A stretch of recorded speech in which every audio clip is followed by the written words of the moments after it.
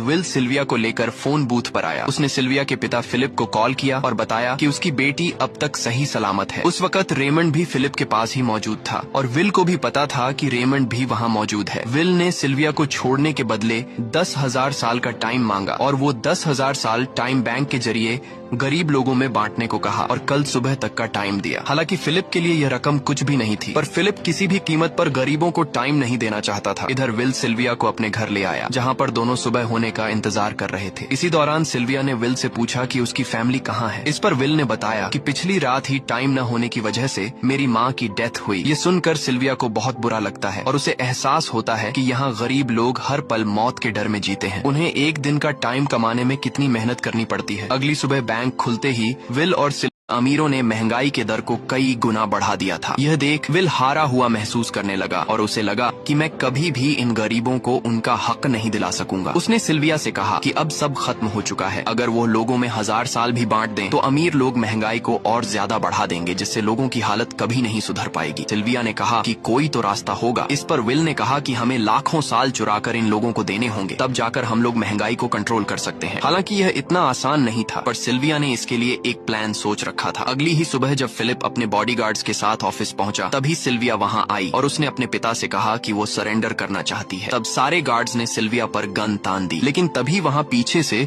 Guard के base में छिपा विल वहां आ पहुंचा। उसने फिलिप के सर पर गन रखी और उसके जरिए लॉकर का दरवाजा खुलवाया। विल और सिल्विया ने फिलिप के लॉकर से एक